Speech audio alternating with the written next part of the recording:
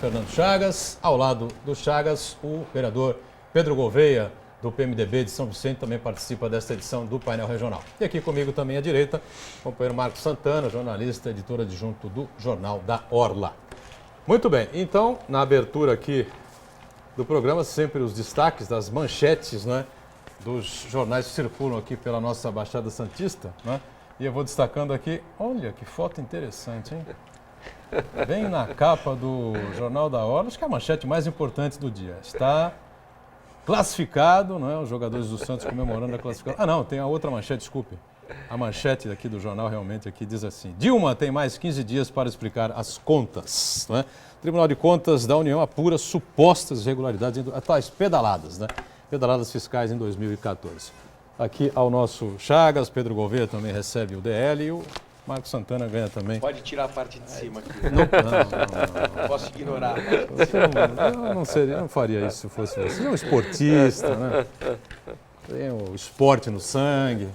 E aqui a manchete do Gazeta de São Paulo, também circulando por todo o país. Janot rebate a acusação de Collor em sabatina, né? Na verdade, foi uma água com açúcar essa sabatina, com exceção, né, da fala do senador Fernando Collor, que foi para cima do Procurador-Geral da República, Rodrigo Janot, que foi sabatinado ontem e teve aí aprovada a sua permanência no cargo.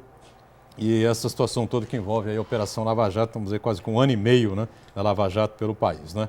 Então, o Gazeta aqui para o Chagas e um exemplar aqui. Esse não tem nenhuma foto na capa, viu, vereador? Pode ficar tranquilo, aí, sossegado, o coração leve, enfim. E o Santana ganha também a edição de hoje do Gazeta de São Paulo. Fernando Chagas, prazer revê-lo mais uma vez aqui no painel. Tudo bem, Chagas? Tudo bem, olá amigos, um abraço aos telespectadores, né? Só comentando rapidamente, Dilma tem mais 15 dias para explicar as contas. Pode ter 15, 30, 40, dificilmente ela vai explicar as contas. Porém, esse julgamento, ele tende cada vez mais a ser político. E se for político, ela tem uma perspectiva de se livrar de uma condenação pelas pedaladas e também por não ter respeitado o gasto equivalente à receita. Porque, rapidamente, o governo só pode, qualquer governo, ele só pode gastar aquilo que ele arrecada. Ela gastou mais do que arrecada. Isso eu acredito que seja mais grave do que as próprias pedaladas. Porém, como eu já disse, né, o julgamento deve tender hoje para um lado político, devido ao acordo que foi feito entre a Dilma Rousseff e o Renan Calheiros. O Renan Calheiros, de saída, tem 3 votos no Tribunal de Contas. Tecnicamente, essas contas deveriam ser rejeitadas. Pois é, mas, como a gente está acostumado a ver, né, normalmente, se fosse um prefeito, né, teria realmente uma dor de cabeça com certeza tremenda, as contas dificilmente seriam aprovadas. Agora, como é a presidência da República, enfim, né? Vereador Pedro Gouveia, obrigado por estar conosco aqui, né? Parabéns pela coragem de enfrentar as câmeras num dia difícil, né, como esse. Tudo bem, Pedro? Muita chuva, né? Muito choro. É verdade. Olá, Boturão, boa tarde aos amigos, aos telespectadores. Prazer grande estar aqui mais uma vez. Ela pode se explicar, mas ela não vai convencer. Quem? A Dilma. Ah, presidente Dilma. Tá bom. Não vai convencer nunca, né? Essas tais pedaladas aí são inexplicáveis, né? Inexplicáveis, bom, é que o Pedro Gouveia coloca, né? Explicar, explica, né? Mas convencer não convence, né? Tudo bem, Marcos Santana? Prazer ter a bordo mais uma vez. Cabeça um pouquinho inchada, mas eu quero cumprimentar em especial os torcedores do Santos. Foi uma vitória convincente. Eu acho que a gente tem que reconhecer o bom futebol, que eu acho que é isso que move o esporte, que move o espírito das pessoas. Né? Boa tarde a quem nos acompanha ao vivo, boa noite a quem nos acompanha na reprise. Eu gostaria de chamar a atenção aqui, o Boturão, que você citou aqui a manchete da Gazeta de São Paulo. O Janot rebate a acusação de Collor. O Brasil é um país tão inusitado de que dos integrantes da Comissão do Senado que foi sabatinar o procurador, 16 deles são alvos de investigação do procurador, né? Quer dizer, o investigado questionando o investigador. E ele teve 15 votos contrários, né? Não sei se foram exatamente desses senadores aí que estavam sabatinando lá o Rodrigo Janot, né? Mas venceu por maioria 50 e poucos votos, né, favoráveis. Né? E é interessante que a tendência inicial do Senado era rejeitar a indicação do Janot. Porém, a pressão da opinião pública e principalmente da imprensa foi tão grande e o número maciço de votos que ele conseguiu no Ministério Público foi tão ampla em relação ao segundo e terceiro colocados que não teve alternativa para o Senado que não fosse acatar a indicação do Janot. E outro voto positivo também, porque o governo e o Senado estão avalizando uma decisão dos próprios pares, né, dos próprios procuradores da República, que reconheceram no Janot uma pessoa com competência para fortalecer a instituição e levar adiante as investigações que estão sendo feitas.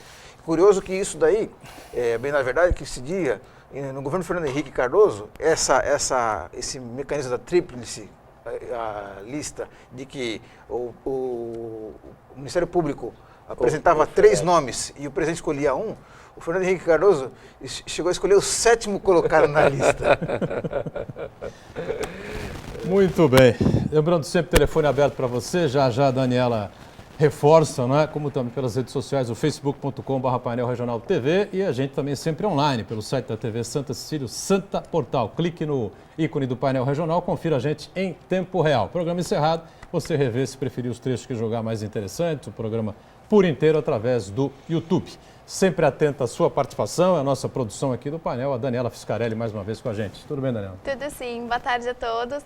Boa tarde a você de casa que está nos acompanhando. Nosso Facebook já está aberto esperando a sua participação. Envie suas dúvidas, sugestões, críticas, opiniões. A nossa bancada do painel regional é democrática. E a produção também está te esperando através do telefone 3014-5281. Muito bem. Agora, o Pedro Gouveia, você que tem larga experiência, claro, nesse jogo político todo, enfim, né? O Vicente Cassione defende aqui toda semana que essa virada aí para cima do ex-presidente Collor, do senador Collor, é uma forma de se tirar o foco das investigações que estão sendo feitas em cima de figuras importantes ligadas ao governo ou do ex-presidente Lula, essa coisa toda. Eu concordo, até com o que o Cassione fala, acho que ele tem uma certa razão, não sei se você vai concordar com isso também, né? Até porque o Collor é uma figura detestada, vamos dizer assim, né, pelo Brasil afora, com exceção do estado de Alagoas, onde ele consegue ainda se manter politicamente vivo, né? Tanto que é senador por lá. Agora, não seria mais fácil para o Collor chegar, vocês querem saber de onde vêm meus carros? Olha, meus carros vêm daqui, minha renda é essa, não é? Abrir as suas contas, os seus extratos, enfim, e resolver essa coisa. Se o problema são os carros, ou não sei quantos milhões aí que ele teria recebido aí de dinheiro sujo da Petrobras, né? Ô, Turão, o ex-presidente, né, o senador Fernando Collor, é um homem público com uma experiência muito grande. Já passou alguns momentos aí bastante turbulentos na carreira política dele, né, sofrendo impeachment. Acredito que até possa ser uma estratégia do governo de querer tirar o foco, não só por conta da questão do Collor, mas outras questões também que têm vindo a público, tem se tornado um debate político nacional, como a própria questão do presidente da Câmara, do Cunha, em relação a todos os envolvimentos, os supostos envolvimentos que tem sido colocado o nome dele, mas isso também não tira a responsabilidade desses personagens, tanto do Collor como do Cunha. Eles precisam se defender, eles precisam de fato trazer argumentos que convençam à população, ao procurador, à justiça, de que eles não têm envolvimento com esses escândalos. Agora, mais do que todos nós, né, hoje sabemos, a população sabe, e essa cobrança, essa força que a população tem feito e ajudado algumas decisões, como a decisão até mesmo do Senado, não ter coragem de brecar o nome do Janot, coisa que eu particularmente acho que ele deveria mesmo ter sido reconduzido, ficar esses próximos 2 anos, tem exercido um papel fundamental. Eu tenho dito isso na cidade de São Vicente. Na semana passada nós recebemos uma comissão de pais, de professores, de alunos que estão sofrendo com a falta de aulas por conta da falta do pagamento a esses funcionários. E eu disse, muitas vezes esse apelo popular é imprescindível para que a classe política tome algumas decisões. E a força da população em seus movimentos, em suas manifestações, reforça ainda mais isso que tenho falado. o quanto que a classe política hoje está enfraquecida e que essas movimentações populares acabam sendo importantíssimas para a condução de algumas tomadas de decisão. E eu tenho certeza que a população cada vez mais ela tem ocupado esse papel. Na ausência de personagens políticos com força, a população acaba tomando esse espaço e alguns outros personagens como esses do judiciário acabam também sobrepondo a classe política e tomando decisões que caberia única e exclusivamente a classe política tomar. Perfeito. Agora, sobre essa questão da educação em São Vicente, já há um comunicado do secretário de Educação, Felipe Chiarello, ao prefeito Billy, de que ele deixará o cargo, né? Mas a gente vai falar sobre isso daqui a pouquinho, na sequência aqui do painel regional. Só para a gente emendar, nós estamos acompanhando uma fase extremamente difícil da economia, né? Economia em baixa, em queda, PIB lá embaixo, inflação o governo tentando segurar aí a alta dos preços, enfim, né? Mas o pessoal está sofrendo muito com a feira, com o supermercado, com essas tarifas todas aí que foram reajustadas, uma situação bastante dramática, né? Demissões acontecendo em número bastante significativo e o governo acena aí, segundo diz a Folha de São Paulo, o Estadão, o Globo, o Valor Econômico, com a possibilidade da volta da CPMF, contribuição provisória que quase virou permanente, né? Virou permanente, né? Até o Congresso derrubar depois, o né? Das movimentações, de provisória, de permanente. Das movimentações financeiras. Não, aí tem duas questões, né? Primeiro é uma técnica. O povo aguenta, não? Não aguenta. Eu acredito até que não tenha base no Congresso, nem neste ano e nem no próximo ano, para ter aumento de tributo ou criação de tributo, no caso da CPMF. Aí tem dois aspectos. Um técnico. Como a despesa do governo é muito grande, como nós já falamos aqui, 92% da despesa do governo são despesas referentes a gastos de custeio, a gasto do dia a dia, pessoal e contratos. Ele tem que fechar essa conta. Para fechar essa conta, a receita não fecha. A arrecadação do governo federal não fecha. Então, ele tem que ou apresentar aumento de tributo ou criação de um novo tributo. Então, para fechar o orçamento que tem que apresentar até o último dia útil desse mês, o que ele fez? Ele propôs a criação da CPMF no orçamento. Além disso, tem outro aspecto, jogar para a população e para a imprensa para ver a reação. Exatamente. Tanto do povo como da imprensa. Se a reação for negativa, recua-se.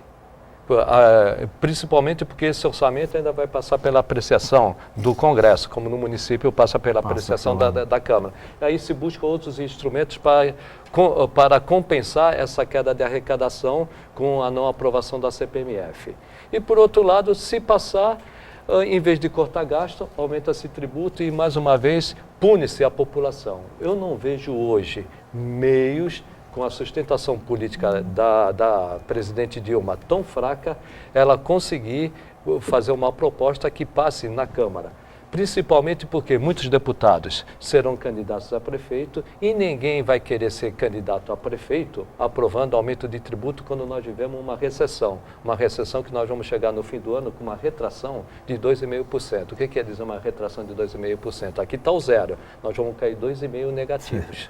Então, é praticamente impossível uma aprovação. Então, tem a questão política e a questão técnica nessa proposta da CPMF. E a situação do Brasil tende a piorar ainda mais no ano que vem, diante da situação econômica da própria China, né? Que a China anunciou que aquele crescimento acelerado que vinha experimentando nos últimos anos, esse ritmo caiu. E como uma estratégia de defesa, o governo chinês realizou uma série de ações que vão fazer com que o produto chinês, que já é barato, que já inunda o mercado não só do Brasil, mas de outros países, já é barato, vai ficar mais barato ainda. Isso significa o quê? Que a indústria nacional, que já não tem condições naturais de competir com igualdade de condições com esses produtos chineses, vai cair ainda mais a sua produção, gerar mais desemprego ainda. Agora, com relação à CPMF, Chagas, parece que o governo Dilma vai tentar uma estratégia desesperada de conseguir o apoio de prefeitos e governadores. Vai querer dividir esse novo bolo de tributo que é o Essa foi uma CPMF, informação importante, viu? vai querer dividir a arrecadação não só apenas para o governo federal, mas vai querer dividir essa arrecadação com estados e municípios. Como os governadores e prefeitos já estão com o pires na mão, o cobertor mais curto do que nunca, é provável até que esse apelo aí, entre aspas, aí, surta algum efeito. Agora vamos ver se o desgaste político que essa aprovação vai reverter, se vai ser produtivo para os prefeitos e governadores, se eles vão topar essa parada. Eu concordo, rapidamente, vereador, concordo com você nesse aspecto. Vai haver uma pressão, principalmente dos governadores. Tem estado que não paga nem salário. Mas hoje os governadores não têm ascendência, o vereador pode falar melhor do que eu, não tem ascendência hoje sobre os deputados como tinha no passado. Antigamente as bancadas estaduais, independente de ser oposição ou situação, defendiam o governador. Hoje há um distanciamento muito grande e a população está rejeitando qualquer tipo de aumento de tributo. Agora concordo com você, os governadores vão pressionar sim, porque vão querer uma parcela dessa CPMF. Pedro Gouveia, que é gestor, já foi secretário de Cultura, secretário de Turismo de São Vicente, presidiu a Câmara Municipal, está acostumado a lidar com a verba pública, com o dinheiro público, a sofrer com isso também. Mas com tudo isso que foi dito aqui, você acha que é possível a população aceitar uma CPMF neste momento? A gente tem que observar dois aspectos aí. O político primeiro. Eu não vejo dificuldades da Câmara aprovar. Não vejo dificuldades. A gente sabe que o governo tem algumas facilidades para poder colocar isso numa negociação, assim como recentemente liberou aí diversas emendas por conta de algumas aprovações, de alguns acordos. Essa semana liberou emendas que estavam presas, que estavam... 500 milhões de reais. Isso. Então a gente sabe que o governo tem os seus artifícios, o dinheiro aparece. Então a gente tem que, o jogo é esse, infelizmente, e a gente precisa ir contra isso. O governo não tem nesse momento que apenas observar a questão da arrecadação. É importante que o governo ele se concentre e se esforce também, que é o segundo aspecto e o que eu considero bastante importante, em como ele vai fazer o gerenciamento das suas despesas. Não adianta vir agora falar que vai cortar ministérios, porque isso é um impacto extremamente pequeno diante do que a gente tem de problema. É a mesma coisa hoje, o pacote que o prefeito Billy, em São Vicente, anunciou. Isso são ações que devem ser feitas assim quando você assume um governo. Então a presidenta Dilma, ela deveria de ter feito isso no início do seu governo, para que gerasse um impacto a longo prazo. A gente precisa de ações a curto prazo e não vão ser tirando 10 ministérios, tirando 1000 cargos comissionados do governo federal que surtirão um efeito, que dará o resultado necessário. Então o aspecto político, eu não vejo dificuldade dela conseguir aprovar. Agora, no aspecto de que a população é contrária e tem que ser contrária a isso. Porque o governo tem que parar com essa facilidade de vamos pensar em como arrecadar mais. Não é só arrecadar mais, como a gente vai conseguir gastar o dinheiro público. Esse é o meu grande questionamento na cidade de São Vicente. O prefeito ele não tem que ficar, como é que a gente vai fazer para arrecadar, faz refis, faz não sei o quê. Só pense em arrecadar, mas se não tiver responsabilidade no gasto do dinheiro público, isso não surtirá efeito. E a segunda questão que nós falamos é essa, é a questão administrativa. A presidenta precisa se concentrar hoje com a sua equipe em o que vai fazer para surtir efeito prático e não aquilo que a longo prazo vai acontecer e vai beneficiar o governo. Só acrescentando, no meu modo de entender, vereador, foi uma jogada de marketing. E realmente ela está buscando dentro do marketing qualquer saída para esse sufoco que ela passa. Então ela diz que vai cortar na própria pele. Isso. Mostrar para a população que eu estou cortando de 22 mil cargos, está cortando 1000. Equivale a 5%. Isso é ridículo. E é uma medida, extinguir 10 ministérios, é uma medida simbólica apenas, porque esses ministérios eles vão ser incorporados. E a despesa vai continuar, só vai perder a cabeça. Lógico. E como que ela... Aí o mais delicado, como ela vai cortar, vereador? Vai cortar essas secretarias que têm status de ministério, que pertencem ao PT e ao PMDB? Ou vai... Secretaria de Portos, por exemplo, seria um Secretaria de exemplo. Portos, que é do PMDB. Ou vai cortar aquelas secretarias de assuntos sociais que são do PT. O PT não vai deixar. E o PMDB, se fizer isso com o PMDB aí definitivamente... Sai do governo. Sai do governo, aí o governo fica sem sustentação nenhuma. Como ela vai cortar politicamente? De quem ela vai cortar? Do PT ou dos aliados? É uma situação muito difícil. Tanto que ela não sabe o que fazer, que ela não disse o que vai cortar e como vai cortar. Exatamente. Então foi, não o meu modo de entender, mais uma jogada de marketing. Essa mudança de redução de ministérios é mais uma mudança cosmética, né? Porque na verdade na prática não muda nada. Absolutamente nada. O que é secretaria com estado de ministério vai continuar tendo os mesmos titulares, os mesmos assessores, os mesmos benefícios que eles atuam ali. E na verdade o governo federal não ataca o ponto-chave, que é a otimização da gestão, a eficiência. Isso, a eficiência, né, mano? Evitar o desperdício, agilizar os processos. Isso daí, em nenhum momento, o presidente falou. O que ela vai fazer na prática? Pegar a pesca, a Secretaria da Pesca, tira a Secretaria da Pesca e vira um departamento do Ministério da Agricultura. A estrutura vai inteira. Vai junto. Vai junto. Fica tudo a mesma coisa. E vai perder o apoio político. Porque aquele que é indicado politicamente para ser secretário da Pesca, ele não vai querer ser chefe de departamento, porque ele não vai ter visibilidade. Eu não vejo como ela fazer isso. É um enrosco danado, a gente não consegue ver muita saída aí. Curioso, né? Muita saída, uma saída imediata, mais rápida, para minimizar esse problema financeiro grave que o país atravessa, né? Agora, Pedro Gouveia, tem muito assunto de São Vicente, a gente vai fazer um break aqui, né? Para falar sobre toda essa situação, tem o problema, a justiça aí interferindo na questão das creches, né? O prefeito vai ser obrigado a, me parece, né? Se não tiver como recorrer ainda judicialmente do caso, o Pedro vai poder explicar direitinho, essa questão na educação também. Pelo que a informação que a gente tem, que está sendo veiculada nas colunas políticas, né? O secretário Felipe Chiarello está entregando o cargo da Secretaria da Educação, que é um prejuízo grande, né, para a máquina administrativa de São Vicente. A gente faz um intervalinho aqui no painel, voltamos em instantes. Até já.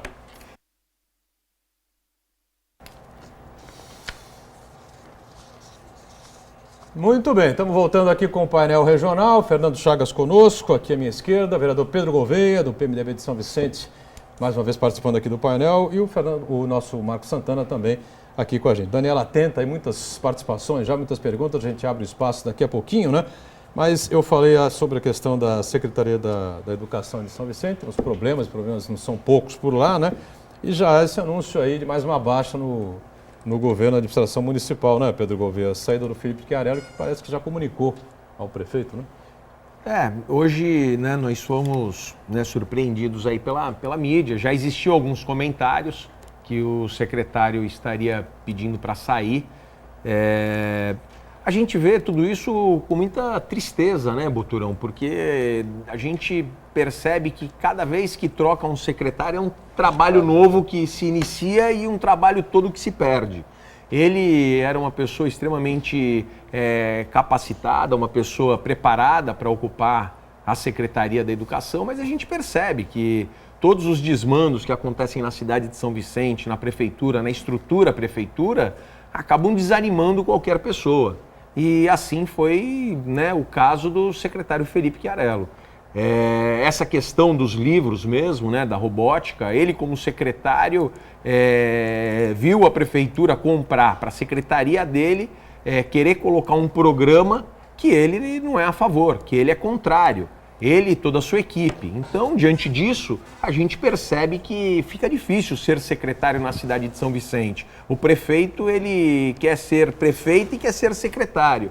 E aí ele, através dos interesses dele, acaba obrigando as secretarias a implementar alguns programas que são descabidos, né, para a questão do momento da cidade de São Vicente, como a compra de 10 milhões em livros e kits e tantas outras coisas aí, para um programa que no momento não caberia na cidade de São Vicente. O Chiarello, o secretário do município de Educação, ele saiu porque ele não concordou com a compra dos livros de robótica, parece que ele nem assinou o contrato administrativo. Não assinou. Ou por falta de condições da própria secretaria. Não, eu não conversei com o secretário, eu não posso afirmar o motivo da saída, nem sei se de fato essa saída vai acontecer. o que nós vimos é hoje noticiado, né, em uma nota no jornal, e diante disso, né, causou uma surpresa, porque ele está lá há pouco tempo, está lá 8 meses, 7 meses, né?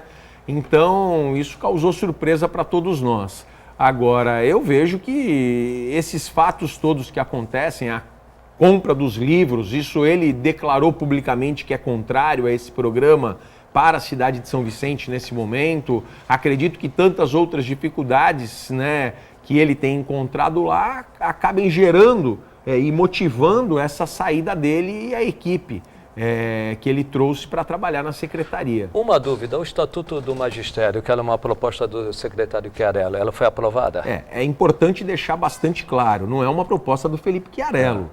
Essa é uma proposta que está sendo estudada, está sendo construída por um grupo de professores, pela Associação dos Professores, que foi uma associação até recentemente oficializada. É uma luta de todos os profissionais da educação da cidade de São Vicente há anos. E a Câmara de São Vicente aprovou em segunda votação na semana passada. Então, o Felipe está há 8 meses na secretaria, ele pegou isso já construído, isso já revisado. A própria Câmara teve que fazer uma revisão, porque o Estatuto ele foi totalmente errado, mal formulado para a Câmara. Nós fizemos toda uma construção do Estatuto, juntamente com o corpo técnico jurídico da Câmara, reencaminhamos para a Prefeitura para que a Prefeitura nos mandasse de volta com ele totalmente reformulado para a nossa aprovação. Muito bem. É lamentável essa saída do Felipe Chiarello, que nós que acompanhamos a trajetória profissional dele, sabemos que ele é um profissional, um educador, antes de tudo, que ele tem muito trânsito no Ministério da Educação e outras esferas, não só estatais, mas também em outras instituições de ensino, né? E é sintomático também essa saída, porque nós sabemos que a pasta da educação é uma das que, em tese, teria o maior montante de verbas para serem aplicadas, e também sabemos que o quadro de funcionários da Secretaria de Educação de São Vicente é muito comprometido, são profissionais dedicados. Então, se a saída dele indica que uma coisa muito ruim acontece em São Vicente, e que penaliza não só a população, mas também uma geração futura de moradores da cidade. Isso é preocupante, sem dúvida nenhuma. E lembrando de educação do litoral. Do litoral paulista. E lembrando, Boturão, que nós estamos com destaque. Não é Santos, não, a maior rede do litoral paulista. É a maior rede de educação. É verdade, nós temos 50 e poucos mil alunos, né, na cidade, na rede municipal de ensino. Lembrando que hoje a educação ela passa por grandes problemas. Nós estamos com creches fechadas, cerca de 20 e poucas creches fechadas. Nós estamos com escolas funcionando meio período. Nós temos escolas funcionando só meio período por conta de falta de pagamento dos funcionários das APMs, e das creches também não estão funcionando por conta disso. E os alunos? E os alunos estão pagando um preço alto, as mães estão pagando um preço alto, porque essas mães, elas precisam deixar seus filhos nas creches para poderem trabalhar. E esse período meio período seria manhã ou tarde? Isso em escolas, nas escolas. Tem escola que a criança entra no horário normal e 9h30, 10 horas da manhã tem que sair, está dispensada das escolas, porque eles não conseguem ocupar na jornada normal por falta de profissionais. Agora, isso tudo é muito problemático na cidade de São Vicente. E a saída do secretário reforça isso. Esse caos, esse grande problema que a educação de São Vicente enfrenta quando as próprias pessoas do governo passam a não acreditar no governo. Isso nos preocupa muito. Eu não acredito nesse governo desde o início dele. Agora, as próprias peças que compõem o governo passam a sair do governo, isso nos preocupa. Não é o prefeito que está tirando o secretário, é o secretário que está desistindo de continuar como secretário porque não acredita no governo.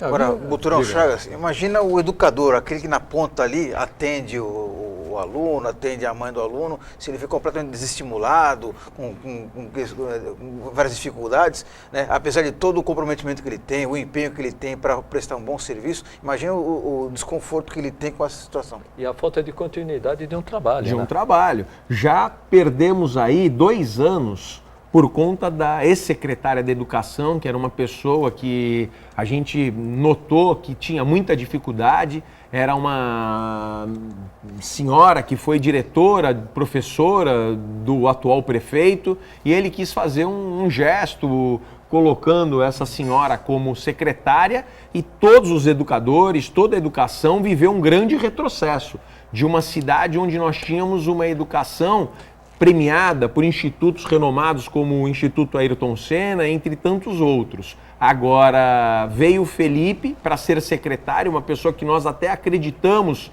que conseguiria resolver esse problema causado nesses 2 anos anteriores, e agora ele sai e deixa a educação de São Vicente, infelizmente, numa condição bastante precária, onde os professores não sabem o dia de amanhã, onde nós temos visto lá na cidade de São Vicente a rede de ensino parada, a rede de ensino retrocedendo, enquanto algumas pessoas fazem uma defesa dizendo que tem que fechar a creche, que tem que fechar a escola.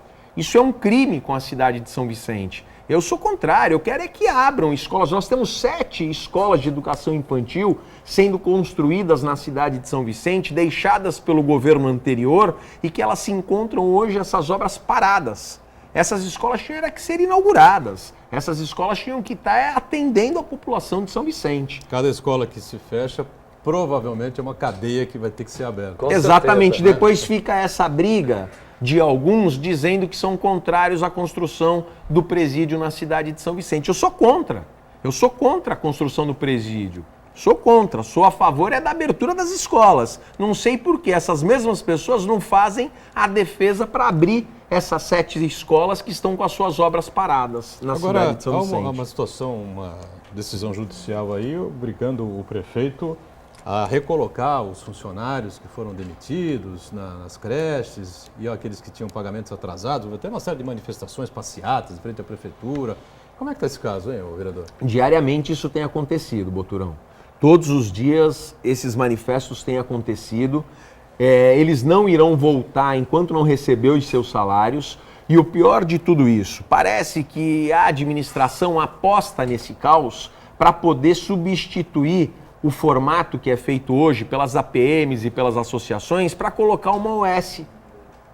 E aí, com interesses simplesmente de fazer essa substituição, eles estão deixando a coisa dessa forma. Esses trabalhadores sem salário, essas crianças sem aulas, as creches fechando, escolas funcionando não no seu período integral, não no seu período normal, enquanto simplesmente não resolvem isso e não pagam os trabalhadores que fazem a educação ali em São Vicente funcionar. Não adianta só o funcionalismo estar recebendo. Se não tiver lá a secretaria funcionando, a parte administrativa funcionando, se não tiver a merendeira recebendo, os colaboradores da administração, os colaboradores todos têm que estar recebendo. E aí hoje eles insistem em colocar uma OS para substituir esse atual formato que tem na cidade de São Vicente. Só que para que isso aconteça, precisa colocar em dia o salário dessas pessoas, precisa pagar essas associações que estão aí com 6, 5, 8 meses sem receber. É necessário que coloque tudo isso em dia para antes trazer uma OS, né? Não adianta só substituir um novo sistema, criar um novo sistema e deixar... O que vão fazer com essas 2.000 pessoas aí que trabalham? Vão simplesmente virar as costas para elas? Tem que aproveitar essas pessoas nas OS aí, ou seja, no novo sistema proposto pela administração. E também a questão das creches. As mães deixam as crianças nas creches porque precisam trabalhar, ajudar o marido. Lógico. E nesse caso elas ficam até impedidas de irem trabalhar, prejudicando até uma renda necessária para as famílias nesse momento de recessão econômica. Nós tínhamos, em 97, nós tínhamos 5 creches na cidade de São Vicente. Hoje são 80 creches na cidade de São Vicente. A creche, além do cunho pedagógico, ela tem um cunho social na cidade de São Vicente enorme. Essas mães, elas passaram a trabalhar, passaram a incrementar o orçamento familiar nas suas casas. Então é necessário que a gente tenha esse entendimento e tenha essa sensibilidade na importância das creches na cidade de São Vicente. Muito bem. Daniela, participações aí com a gente, não? Temos sim, do Manelão do Bitaru. Até quando esses lixos que apoiam esse desgoverno vão fazer vídeos na internet e se arrependem e apagam? Será que é como o velho ditado, passarinho que come pedra sabe o rabo que tem? Passarinho que come pedra sabe o rabo que tem? Isso. Eu não sei, é capaz. Né? Bom, a questão das redes sociais, esse assunto é um assunto polêmico, difícil, né? Da gente de se administrar isso. O cara cria um vídeo, joga lá, e aí todo mundo vê se foi bom, se não foi ruim, o cara tira, e aí fica por isso mesmo. Agora, eu não sei exatamente o que se refere, sabe, o Pedro Gouveia? Não sei o que o Manelão ele fala especificamente aí, mas eu também tenho um ponto de vista bastante duro em relação a essa questão das postagens nas redes sociais. As pessoas, elas da mesma forma que elas têm a coragem para postar, elas têm que ter a coragem para assumir os seus erros. Porque parece que as pessoas, elas começaram a criar uma coragem, um sentimento de coragem atrás do computador, mas que não é a mesma postura quando elas estão diante da justiça. Ah, com certeza. Diante da justiça, todo mundo... eu não pensei direito, eu fui intempestivo, eu fui muito sangue quente. Isso não adianta, né? Isso não desculpa, não traz a desculpa do estrago, às vezes, que a pessoa faz ao postar alguma coisa nas redes sociais. As redes sociais facilitaram muito a comunicação. Hoje as pessoas nem precisam sair de casa para conversar. Porém, não tem controle nenhum. Ali pode tudo e sem responsabilidade. Mas tem que ter a mesma responsabilidade que pessoalmente a pessoa carrega. Isso não ocorre. Exatamente. Daniela, pois não. Pergunta do Márcio, da Vila Fonte Nova. Pedro Gouveia, você acredita que o PT vai seguir firme com o Billy, já que a rejeição e reprovação só sobe? Eu acho que eles hoje se combinam. De verdade, a gente tem visto o PT ser o partido que tem dado a sustentação ao governo na cidade de São Vicente.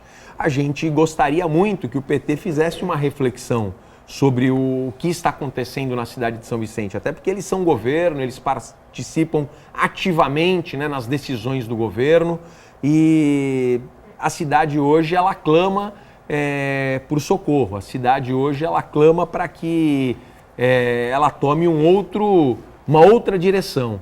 E se o PT continuar dando sustentação a esse governo, eu acredito que terá o mesmo rumo que o prefeito dele. Essa aliança em São Vicente é mais um indicativo de que o PT perdeu completamente o seu rumo histórico, né? Todas aquelas bandeiras que defendia no passado aí foram por terra aí, e eu acredito que tem muito petista em São Vicente envergonhado desse apoio em São Vicente. Eu estava lembrando aqui, o Pedro Gouveia estava falando dessa questão aí, há 20 anos, 15 anos, assim, acho por aí, né?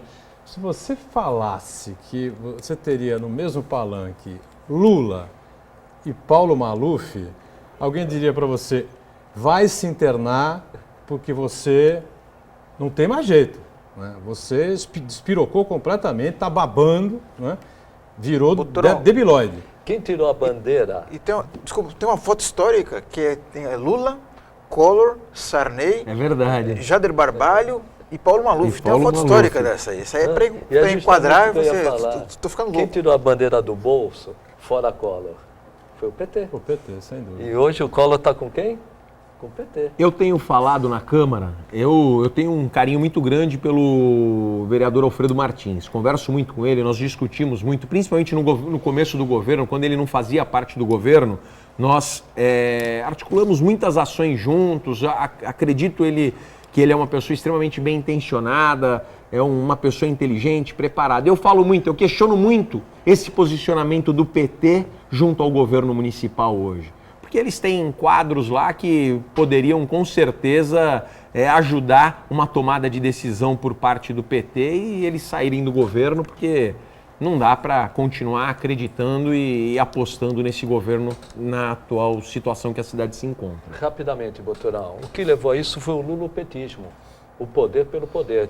É lógico, o político ele tem o poder e ele quer o poder e quer manter o poder, mas tem que ter um projeto de país. Eles não tiveram. Tiveram apenas o lulopetismo, teve apenas um projeto, se manter no poder. Exatamente. E não teve, vamos dizer, nenhum impedimento para fazer todo tipo de aliança para se manter no poder e o país chegar a essa situação que nós estamos vendo. Vamos fazer então o nosso intervalinho, tá certo? E já já a gente retoma aqui o painel regional em instantes.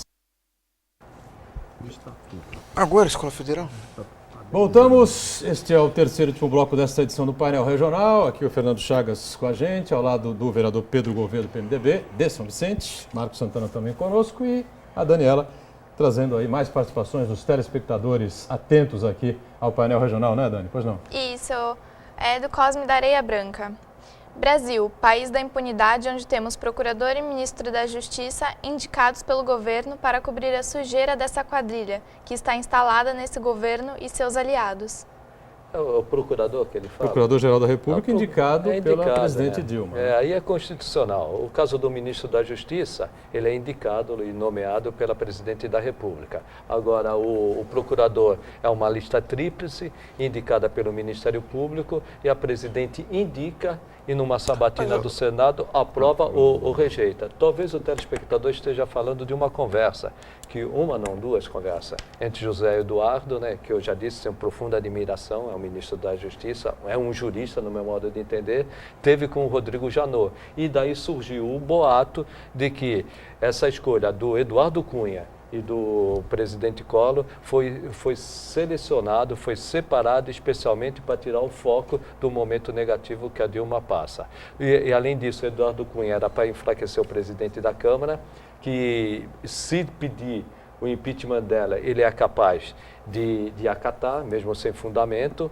E no caso do Janot, pediram para ele, isso não se pode provar se é verdade ou não, para que ele não denunciasse todos dos senados, já que não tinha provas suficientes para todos, que parece que são 15 que estão apontados na Operação Lava Jato, e que ele só apresentasse essa prova, isso supostamente falando, né, essas denúncias, se tivesse provas concretas. O Janot entendeu que só tinha provas concretas hoje, ou indícios concretos de lavagem de dinheiro e de corrupção do Eduardo Cunha e do ex-presidente Collor. Olha, com todo respeito ao espectador, eu vou discordar dele. Eu acho que não, acho que é o contrário. Eu acho que o Brasil nunca viveu um movimento tão auspicioso assim de investigação de políticos, né? Já foi isso o tempo de que o Procurador da República era o engavetador geral da União, né? Da República, né? Ao contrário, eu acho que não se deve, isso também não é nenhum favor da Dilma ou de Lula, coisa que o valha. Isso aí se deve ao fortalecimento das instituições do Brasil, fortalecimento da Polícia Federal, dos procuradores, do Ministério Público. Isso aí é um avanço do país, é um mérito do país que fortaleceu as suas instituições.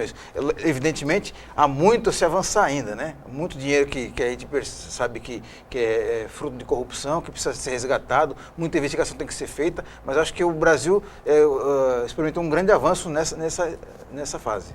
E só acrescentando, caso do Felipe Chiarello, um amigo nosso, altamente competente em educação, às vezes é envolvido pela situação. O José Eduardo Martins Cardoso, também altamente competente, conheço muito essa pessoa, e às vezes ele é envolvido pela situação do governo e acaba tendo o seu nome manchado. O caso do José Eduardo, com várias conversas paralelas, mas é uma pessoa correta. E também, graças à sua atuação republicana, que ele não interferiu em nenhum momento nas ações da Polícia Federal, em que teve autonomia para fazer essas investigações. Daniela, mais participações conosco? Sim, pergunta da Amanda Lima. Vereador, qual sua posição sobre a invasão da Fazendinha? Invasão da Fazendinha? Não é aquela que eu estou imaginando agora. Isso, da área continental. A questão da Fazendinha é uma outra situação de total irresponsabilidade por parte desse governo. Eles simplesmente fecharam os olhos para a invasão. Aquela é uma área particular, é uma área que já existe lá um pedido de reintegração de posse. Era uma área que tinha um pedaço lá de preservação ambiental. Aquilo que o proprietário não podia fazer, deixaram os invasores fazer. E agora, com certeza, aquilo tem um valor comercial muito diferente do que tinha lá atrás. E só favoreceu a vida do proprietário da área. E o poder público ajudando, o poder público dando condições de que isso acontecesse. Hoje existem ruas, existe iluminação, existe comércio. É uma área ali, né, já com mais de 6 mil famílias morando naquele local, sendo que nós não tínhamos nem 200, 300 famílias há alguns anos atrás. Então isso mostra o quanto que esse governo é despreparado, o quanto que esse governo utiliza muitas vezes, a população para atingir alguns interesses. E ali o maior beneficiado com tudo isso é o proprietário da área. Daqui a pouco buscarão a reintegração de posse, vão tirar aquelas famílias e aquelas famílias vão para onde? Aquelas famílias sem a menor condição, muitos ali acreditaram em um sonho, muitos ali pagaram pelos terrenos, pelas propriedades e serão pessoas que, né, serão largadas por conta de o governo não ter onde acolher essas pessoas, essas famílias. Mas tem uma boa notícia, né, vereador? A Biquinha finalmente foi reformada, né? A Biquinha? Não, Boturão. Ah, não foi? Não foi. O pessoal lá cantou parabéns pelos 800 dias de descaso. Mas 800 dias foi há 2 meses já atrás. 3 meses, já chegamos lá com certeza nos 900 dias. Essa semana recebi uma comissão de permissionários ali da Biquinha, das pessoas que trabalham com doce, que vendem os salgados, que estão extremamente preocupados, porque a atual administração está querendo tirar eles ali do local, colocá-los na Praça 22 de Janeiro, numa condição totalmente sem a menor possibilidade de sobrevivência. Eles perderão essa temporada. Essa temporada será a terceira temporada que eles, né, estarão ali numa condição muito ruim de trabalho, enquanto eles propõem fazer uma obra que a gente sabe que as obras lá em São Vicente, tanto que a obra do Gonzaguinha, ela está há 3 anos lá e ainda não foi entregue. Imagina essa obra dos doces lá, da Biquinha dos Doces, o quanto que vai demorar. Então eles estão muito preocupados porque é um desencontro de informação, mas não foi. A obra do teatro, a obra do canal, a obra das 7 escolas, tem um monte de obra lá parada em São Vicente, tudo parado. Infelizmente, a gente traz essas notícias tristes, essas notícias ruins aí da cidade de São Vicente. Daniela, mais perguntas, mais comentários, observações aí com a gente? Pergunta do Well. Por que a cidade-mãe do Brasil se encontra nesse estado de calamidade? Em que momento que começou a crise ninguém percebeu? E se percebeu, por que não fizeram algo para mudar isso? Dá para ter esse diagnóstico? Dá para ter. O gestor ele tem que ter essa sabedoria, ele tem que estar o tempo inteiro ali percebendo os números, eles todos os dias ali, o administrador ele tem que acompanhar.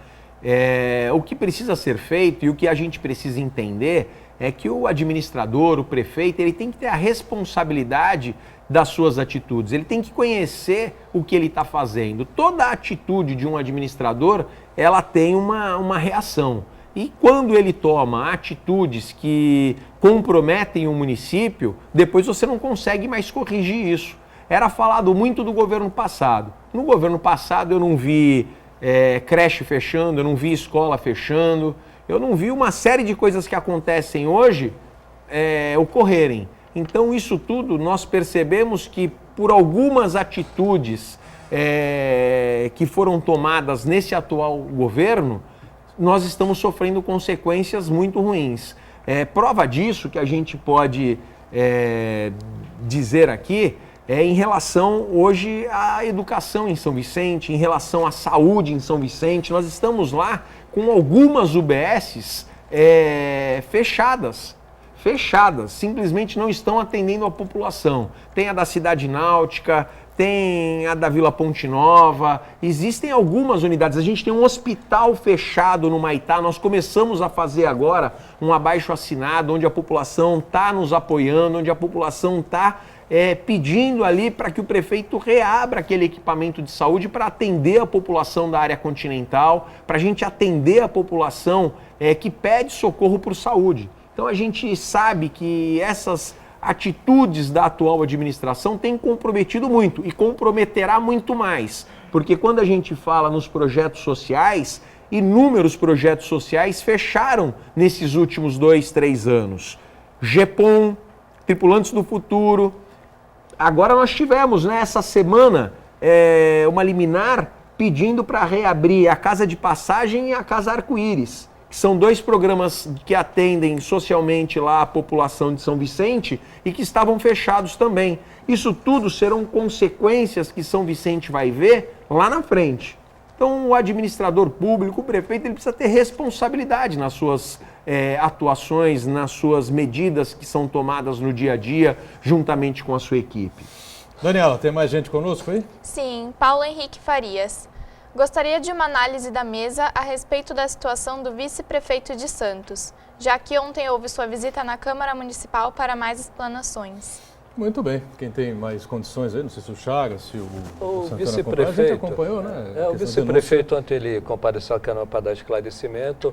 Quanto ao que foi suscitado ali, uma inflação do vice-prefeito, ela foi esclarecida, houve a punição e mesmo que não tivesse havido a punição, teria havido a prescrição. Então, não há nenhuma relação com o cargo de vice-prefeito. Portanto, no meu modo de entender, é um assunto superado. Ele é vice-prefeito, eleito pela população, não tem nenhuma relação com qualquer suposta infração que ele tenha cometido e que tenha sido punido ou então tenha prescrito. São duas relações totalmente diferentes. Ele tem todas as condições jurídicas de ser, como foi eleito, vice-prefeito e também ser prefeito, o presidente da CAPEP Saúde, que é o plano de saúde dos servidores municipais de Santos. Eu acho que tem essa questão legal que o Chagas explicou bem, mas eu acho que o que fica aí, que pesa na balança, é a questão moral, que eu acho que fica meio complicado para o vice-prefeito, como é que ele recebia do Estado trabalhando na prefeitura. Bom, ele sabia que ele não estava trabalhando no Estado, estava recebendo. Então, até por isso ele foi exonerado, né? Então, acho que fica aí a questão moral do Eustáquio aí, para ele se explicar com os seus amigos, os seus familiares, os seus eleitores. Muito bem. Daniela, mais alguma participação com a gente para encerrar? Sim, pergunta do Luiz Leite. Vereador, você sairá candidato a prefeito de São Vicente? E você concorda que o prefeito Billy herdou do ex-prefeito Tércio a herança do município de São Vicente estar falido? Não estou questionando a administração do prefeito atual, mas é incontestável que o prefeito Billy pegou a cidade sem dinheiro. Pois não, Pedro Gouveia, tá fácil isso aí. Sobre a questão de ser candidato ou não, isso é uma consequência de um trabalho, nós estamos nos organizando, nos preparando. Hoje não tem nada definido, o que tem é que nós temos um grupo de 12, 13 partidos que compõem um pensamento de que a gente faça uma mudança nas eleições do ano que vem. E nós fazemos parte desse grupo. Agora, em relação aos problemas que o prefeito Billy pegou, do antigo prefeito, do prefeito Tércio, eu vejo isso com muita naturalidade. Eu quero saber qual prefeito vai assumir uma prefeitura sem problema. Toda prefeitura tem problema. O prefeito dizia, o atual prefeito dizia que São Vicente tinha uma dívida de mais ou menos 1 bilhão, que não é um orçamento.